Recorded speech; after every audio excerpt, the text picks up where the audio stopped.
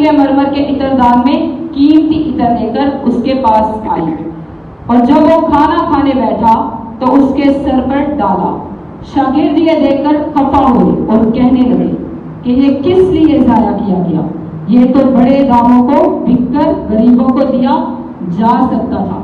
अगर हम दुनियावी तौर पे देखें तो जब हम किसी को कुछ दे नहीं रहे होते ना, तो जब हमारे सामने कोई कीमती चीज जाया कर रहा होता है, जैसे खाना फेंक दिया या कुछ भी कर दिया, तो दूसरों को बड़ी जल्दी फिक्र हो जाती है कि ये क्यों जाया किया जा रहा है, ये क्यों दिया जा रहा है, ये तो गरीबों को भी हम दे सकते थे, डस्टबिन में क्यों फेंक दिया, या इतने पैसे इसको क्यों दे दिए, ये तो गरीबों को दिए जा सकते थे, है ना। सामने वाला जो है वो इस चीज का वो करेगा, वो खुद कुछ नहीं देगा, लेकिन वो दूसरों को क्या करेगा, तनकीद का निशाना बनाएगा इस चीज को लेके।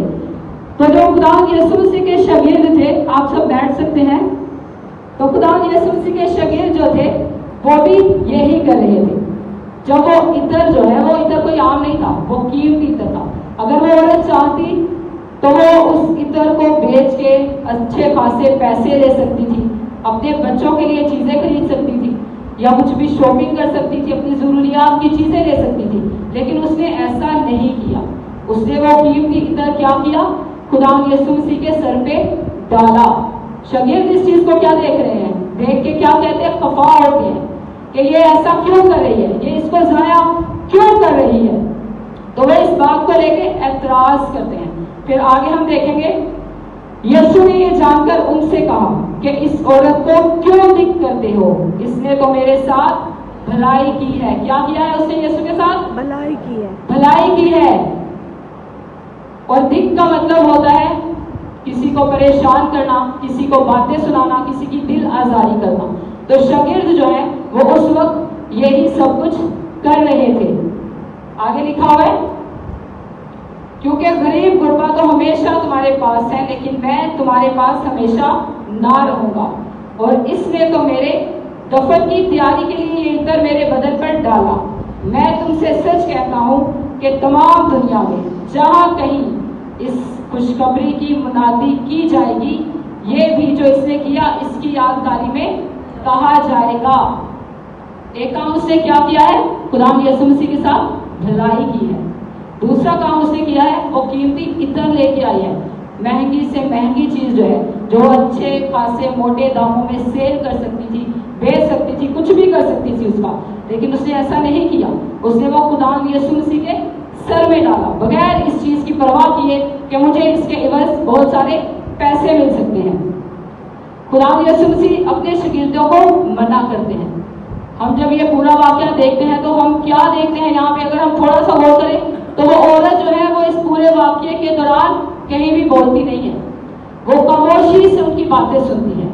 तो अगर हम दुनियावी तौर पे देखें तो जब हम बढ़ रहे होते हैं किसी चीज में या ग्रो कर रहे होते हैं, तो दुनिया वाले क्या करते हैं, हमें बातें सुनाते हैं, हम पे उंगलियां उठाते हैं, उनके मुंह जो है वो हमारे लिए खुलते हैं। लेकिन अगर हम यहाँ पे देखें तो इस औरत ने कोई जवाब नहीं दिया। तो जब उस औरत ने जवाब नहीं दिया तो कौन उसके लिए बोला, कौन उसके लिए बोला, खुदा यीशु मसीह उसके लिए बोला। और उसने अपने शागिर्दों से बोला कि इसे क्यों दिक करते हो, इसे क्यों परेशान करते हो। तो खुदा ने क्या किया, उनके मुंह जो उस औरत के लिए खुल रहे थे खुदावन ने बंद कर दिए। तो यहाँ पे हमें ये भी सीखने को मिलता है कि कभी कभी हमें कुछ बोलने की जरूरत नहीं होती, किसी चीज को भी लेके। इंसानी फितरत होती है कि वो क्या करता है, वो बदला लेना चाहता है। खुदा की फितरत क्या है, माफ करना, लेकिन इंसान की फितरत क्या है, बदला लेना। अगर कोई किसी को कुछ बात सुना दे तो वो क्या करता है, बर्दाश्त नहीं करता, वो आगे से 10 सुना ना दे तब तक उसको तसल्ली नहीं मिलती। लेकिन यहाँ पे हम इस औरत से सीख सकते हैं कि वो खामोश रहती है, फिर उसके लिए कौन बोलता है, खुदा बोलता है। तो इसी तरह जब हमारी जिंदगी में भी कोई मुश्किल, परेशानी, सिचुएशन, किसी तरह का कोई भी हालात आ जाए, तो हम जब सब्र का मुजाहरा करेंगे, हम जब खामोशी इख्तियार करेंगे, तो हमारे लिए कौन बोलेगा, हमारा जिंदा खुदा बोलेगा। और उन तमाम उठने वाली उंगलियों को खुदा नीचे करेगा, और जिसको खुदा खड़ा करता है उसे कोई इंसान गिरा नहीं सकता। आमीन, आमीन। तो एक तो खुदा यीशु मसीह ने उस औरत के बारे में कहा कि इसने मेरे साथ क्या किया है, भलाई की है। खुदा यीशु मसीह ने ना सिर्फ उसकी भलाई को याद रखा, بلکہ خدا یسوع مسیح نے یہ بھی کہا کہ جہاں کہیں بھی کلام کی خوشخبری دی جائے گی اس کام کو بھی یاد رکھا جائے گا، اس کو بھی یاد کیا جائے گا، جو اس نے میرے ساتھ بھلائی کی ہے اس بھلائی کو یاد رکھا جائے گا۔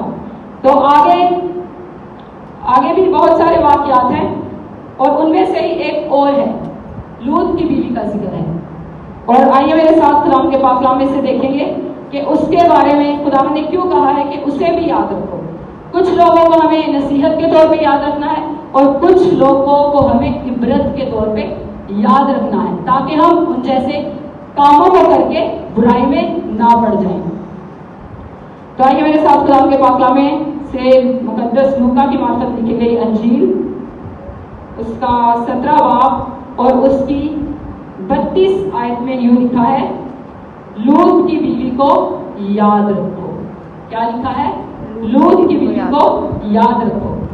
اب یہاں پہ خداوند نے لوط کی بیوی کو یاد رکھنے کے لیے کیوں کہا ہے؟ کیونکہ خداوند جس ملک میں وہ رہتے تھے، لوط اس کا گھرانہ، اس کا خاندان جس ملک میں رہتے تھے سدوم اور عمورہ میں، وہاں پہ بدی جو تھی وہ بہت بڑھ چکی تھی، اور اس بدی کی آواز جو ہے وہ خداوند کی حضوری تک پہنچی تھی۔ اور پھر خدا نے کیا فیصلہ کیا کہ میں اس شہر کو تباہ کر دوں گا۔ لیکن اس سے پہلے بھی ایک کام ہوتا ہے، خدا کے فرشتے جو ہے وہ ابراہیم کے پاس آتے ہیں، لیکن ابراہیم ان سے ریکویسٹ کرتا ہے، اپیل کرتا ہے کہ اگر وہاں پہ کوئی 1 2 یا 3 5 بندے بھی راست باز نکلے تو کیا تو انہیں چھوڑ دے گا؟ تو مطلب ان سب کی خاطر اپنے ان بندوں کو بھی مار دے گا؟ تو خدا کہتا ہے کہ اگر وہاں پہ 5 بھی نکلے، 2 بھی نکلے، اگر 1 بھی نکلا تو میں اس ملک